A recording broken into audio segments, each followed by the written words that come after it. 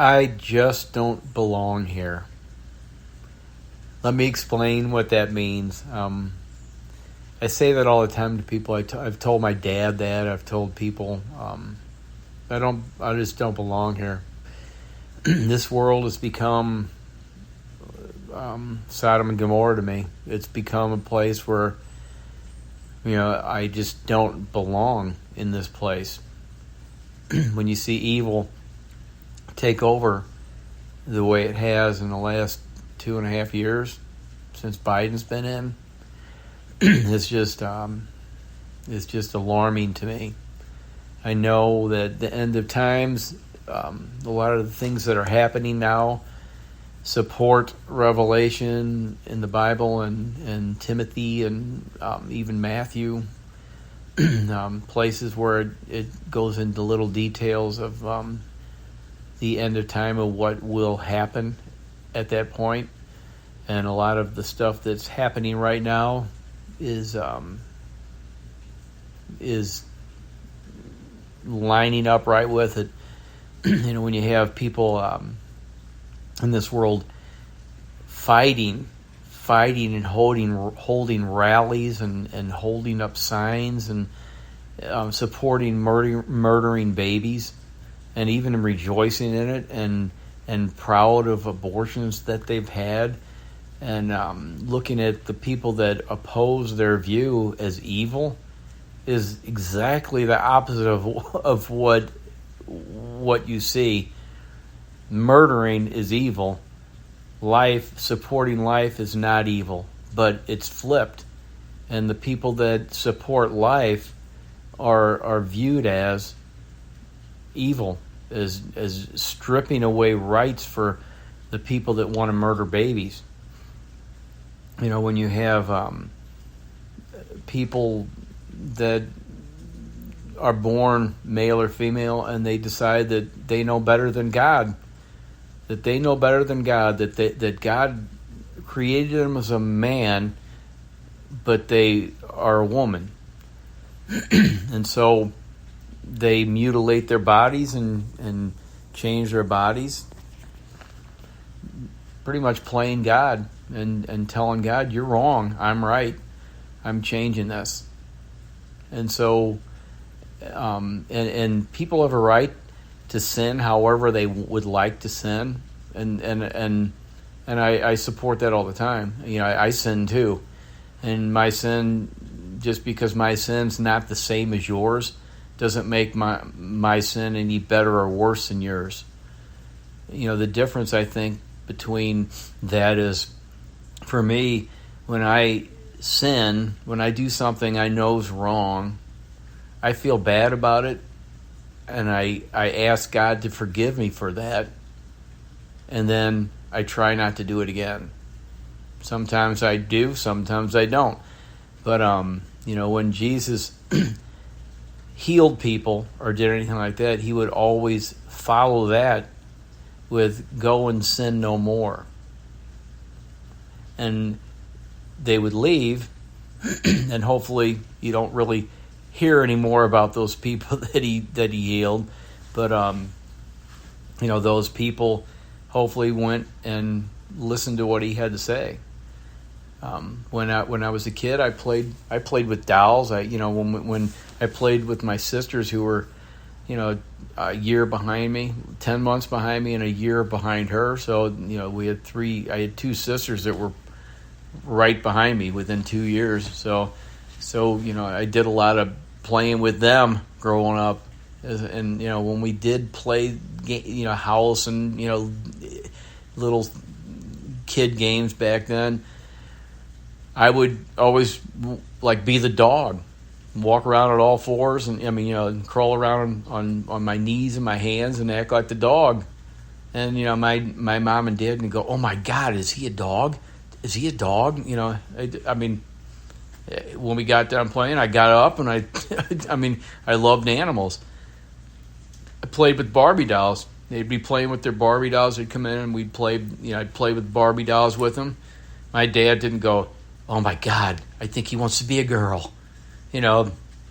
Nowadays people, if a kid plays with a Barbie doll, the government and the people are, the whoever they are trying to make it a crime, to where if you don't acknowledge that, put that into kids' heads. So I mean, what they're doing to children's minds nowadays is a crime, and everybody pays for those things as they go. So,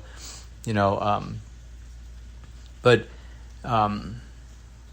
this transgender thing, Leo Thomas, when I've seen memes with him, and I think they're funny.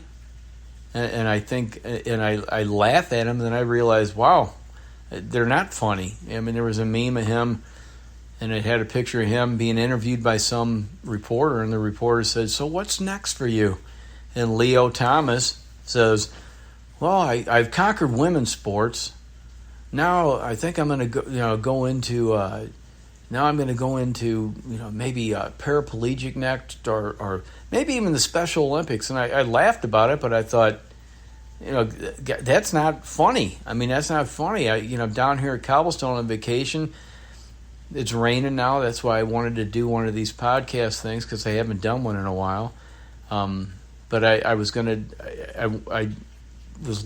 to Newsmax, which to me tells the truth. So, because I've watched CNN and I listen to them, they say the same thing that Newsmax does, but then they try to throw dirt on it to cover it up.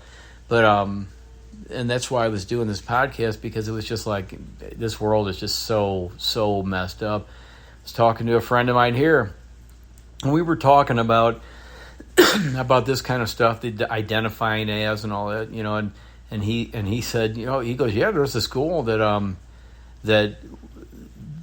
and there's a name for it, and he told me the name for it, but I can't remember the name for it. But people that identify as animals, there's now a name for that, and it will be added to the LBGQ. Now I know my ABCs thing; it'll be added on to that.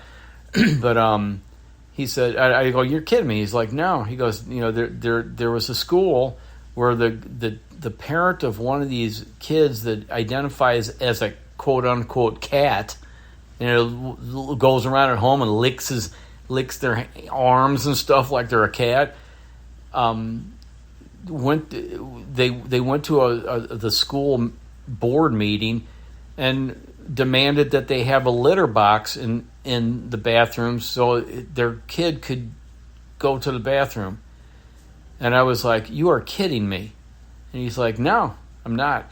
And I laughed about it, because I was like, it could be totally made up. The internet, just because something's on the internet doesn't mean it's true. And it doesn't. And people make up stuff all the time and put it. You see her all these times when somebody posts something about a celebrity dying, like Joe Montana's died like 15 times in the last 10 years probably. But I said the fact that it could not be true is irrelevant to me, because just the fact that I actually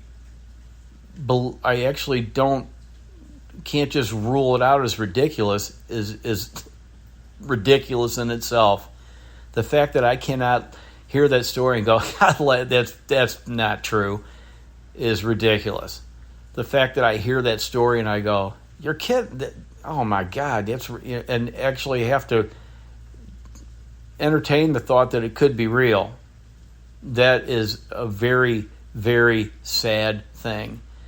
I always compare the world we live in now to Sodom and Gomorrah, and Sodom and Gomorrah was horrible, but this rivals it. I mean, I don't know to what extent Sodom and Gomorrah was, because I've heard, what was happening in Sodom and Gomorrah was what's happening here now. And so when you're looking at that part and you compare the two, and what happened in Sodom and Gomorrah, and if you read the Bible and you read Revelations, and there's in Timothy, there's a couple other places where the end of times is kind of like explained. No one knows when that's going to happen except the Father. Jesus said that himself when his disciples and apostles asked him that question. He said, I don't know that, only the Father knows. So nobody knows when it's going to happen, but we definitely, if you read the Bible, we know how it's going to happen. We know what's going to happen. And what's going to happen is happening right now. If you look at the Bible and you look in Timothy, you'll find it. And I read the Bible a lot. I've read it. I post because I'm proud of it. I'm going on my 10th time reading through it, cover to cover. But I'm not one of those people that can recite verses and goes, "Oh, in Timothy 4, verse 16, it says this." I don't know that. But I do know the Bible pretty well, and I know in Timothy, in Revelations, I think it's in Matthew or Luke. I can't remember which one, but he goes into a little bit detail of what's going to happen when the end time comes, and all those passages in the Bible say the same thing, and I can tell you that it's happening right now. That doesn't mean the world's going to end tomorrow or the next day or the next day or the next century. His time is different than ours, but everything's lined up pretty well with the Bible as to what's going to happen. And the main crux, the main thing is evil is going to be viewed as good and good's going to be viewed as evil. And if you look at, if you watch the news anywhere, on a liberal station, on a conservative station, if you public station, if you watch or listen to the news for a half hour, you will see that evil is good and good is evil, and that's pretty much what Revelation and Timothy and I think it's Matthew, but I'm not sure. But there's a few other ones in there where they go in a little more detail. But basically, that's what they're saying, and that's what's happening now.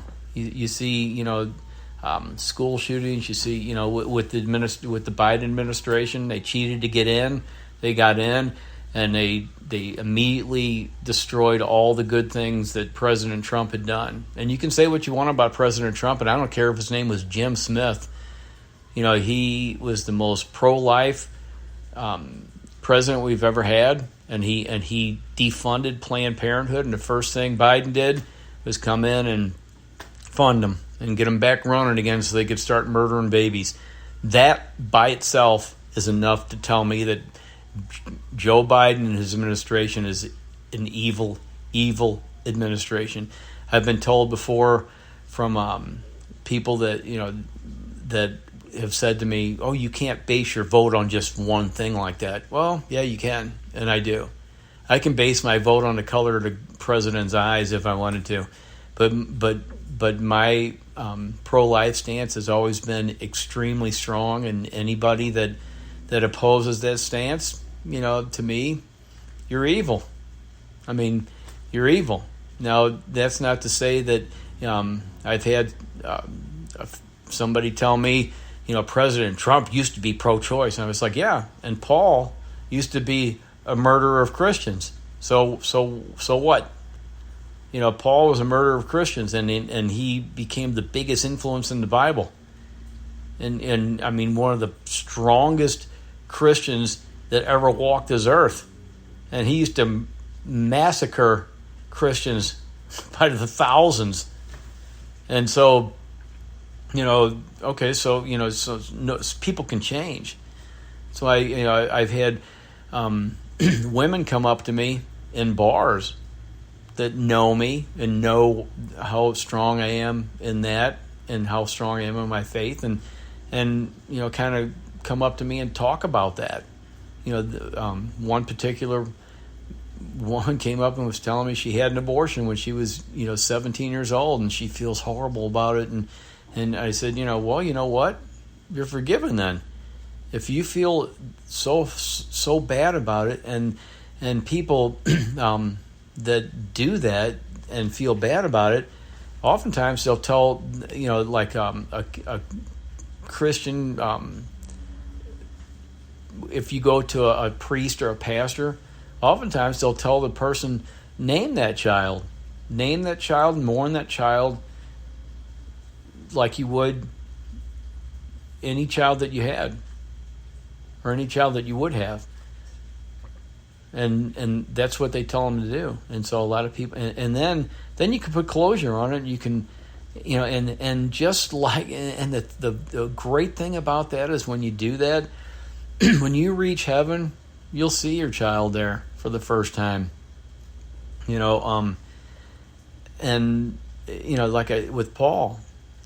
Paul, and I'll leave you with this thought. Paul was, when he died, was welcomed into heaven by all the people that he persecuted. Were welcoming him into heaven. And what a beautiful thing to think about. The people that he persecuted and killed and made life miserable for, or death, welcomed them into heaven. Nothing is unforgivable with God. Nothing. You have to be sincere and you have to repent, and that's just very important. So anyway, thanks for listening to me for these last 16 and a half minutes. I am going to end with the prayer of St. Michael, the Archangel, the Commander-in-Chief of God's undefeated heavenly army for this world that we live in. Defend us in our daily battles, be our protection against the wickedness and the snares of Satan. May God rebuke him, we humbly pray. And do thou, O Prince of the heavenly host, by the power of God, cast into hell Satan and all evil spirits who prowl throughout this world, seeking the ruin of souls.